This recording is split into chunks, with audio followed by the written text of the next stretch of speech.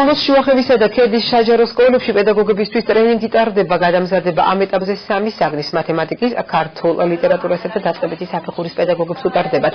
ტრენინგებს მასწავლებელთა სახლის მიერ გადამზადებული კვალიფიციური ტრენერები უძღვებიან. თითოეულ ჯგუფში 20 მსმენელია. მასწავლებელთა სახლის ინიციატივით ტრენინგები პედაგოგებისთვის აჭარის მაღალმთიანეთში პირველად ტარდება.